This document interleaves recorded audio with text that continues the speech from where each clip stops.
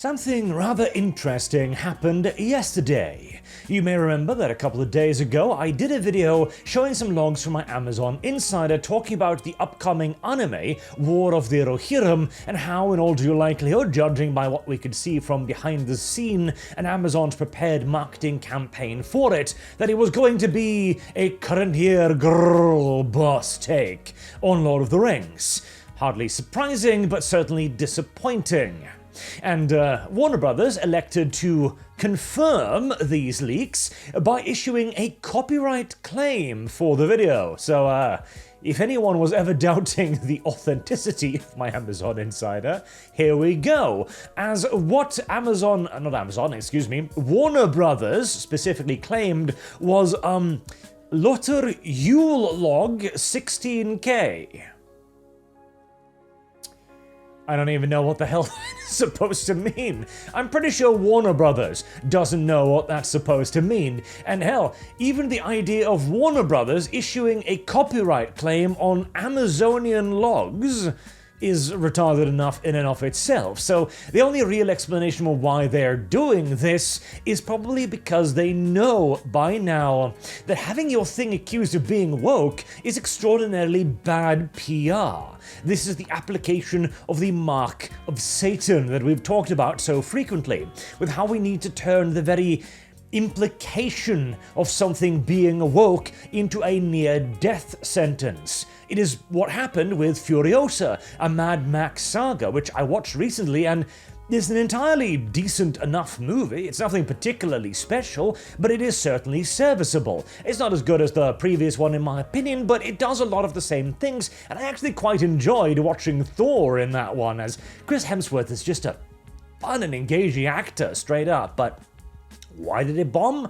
Because Furiosa, a Mad Max saga. Nobody's going to go to the theaters today to watch what, for all intents and purposes, appears to be a female character replacing a male character, because it is woke. And guess what War of the Rohirrim is? It is a female character replacing a male character, where the saga of Helm Hammerhand is simply just quietly pushed to the side and replaced with Hera. And a very nice thing that somebody in the comment section of the now copyright claimed video pointed out was that she wasn't even named, in fact, in the original piece made by Tolkien, because Tolkien would never make such an obviously Hellenic-inspired name in his Anglo-Saxon setting. And yeah, that is actually entirely correct, isn't it? Now, if they'd called her Freya, that kind of sounds like what they were going for, Freya, right? But I guess having a female fertility goddess in a current year show would be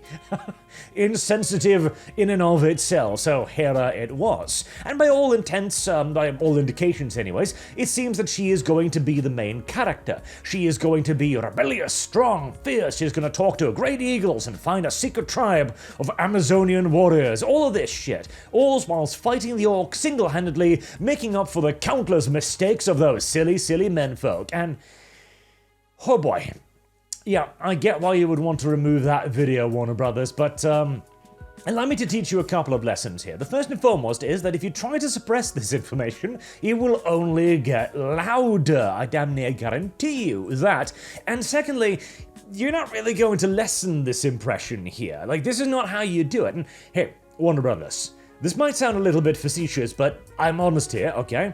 I'm on your side with this, as the only real sources for Lord of the Rings entertainment at the moment is Amazon or you, and nothing could be worse than the Rings of Power.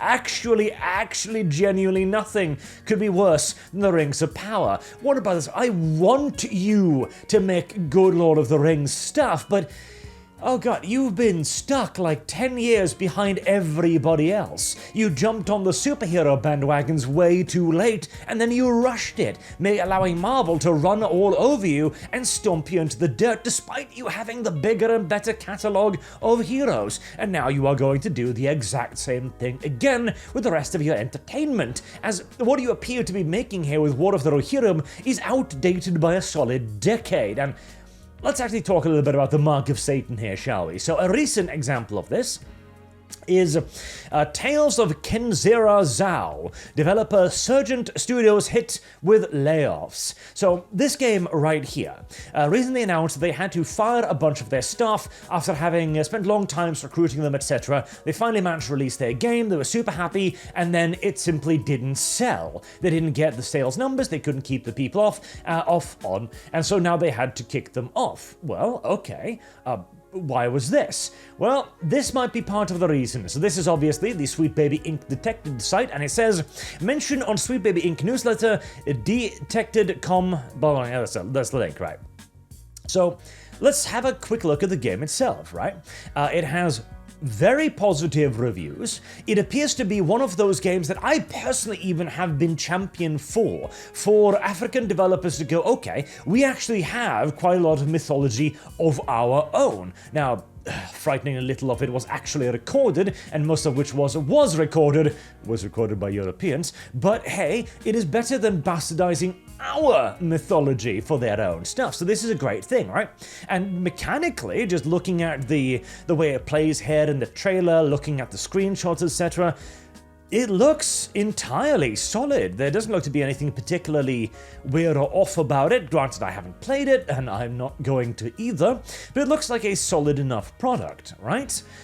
Even, again, the trailer looks entirely suitable. Now, if anything, it does perhaps look a pinch uninspired, because here's the thing, there are 2 points here. One, even if your game looks good, that does not mean that it deserves success. You might simply be one amongst a million other games. As, what was it, like 10,000, 20,000 games are being released on Steam now, yearly? So the day you release this, you are going to go up against another 100, 200, 300 video games, many of which might be doing the exact same thing. Merely doing something with quality is no longer a guarantee for success. Hell, welcome to the world of YouTube, I do suppose. But only 58 recent reviews and 421 reviews total, which means that the game probably sold, if we're being optimistic here, 1,000, 2,000 copies maybe. And that seems very low.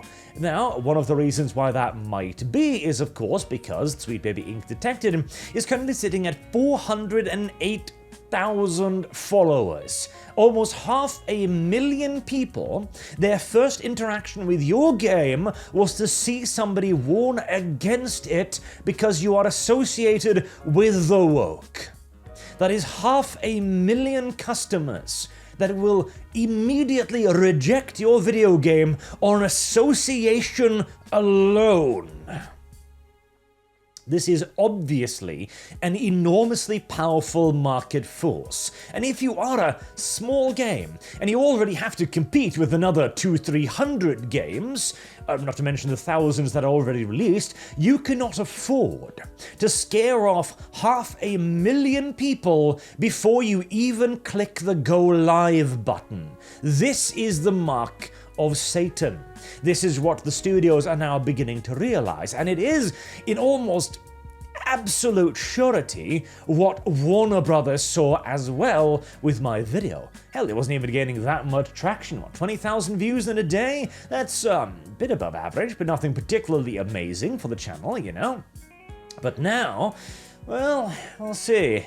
I would recommend you spread this video around for the obvious reason, and maybe I can send it to a few other people as well. We shall see, but this is what the companies are beginning to be afraid of, and it is what we absolutely should and must utilize, as the long-term goal of what I and many others are doing here on the internet is not to tell you to boycott a game. It's irrelevant, it doesn't really work. You can't organize enough people to effectively boycott something.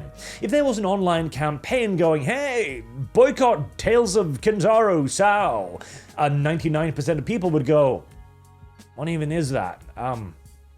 Is it good? As that would be their first interaction with it. You might actually end up driving attention towards the game by doing that, but by changing the culture, by making the very word woke and the association with its disciples the equal of calling somebody a schnazi 10 to 20 years ago, well, Our progressive opposition proved with tremendous aplomb the efficiency of that tactic, and I am more than happy to apply it in reverse to those who actually genuinely do deserve it. So, Warner Brothers, maybe you should consider making entertainment for your intended audience. Don't go the path of the acolyte and attempt to appeal to an audience that by definition would not watch your stuff to begin with. It's just not a very good long-term solution, frankly. Until next time, I've been Arch. Thank you all very much for watching, and I do hope to see you all again soon. Till then, have a good day.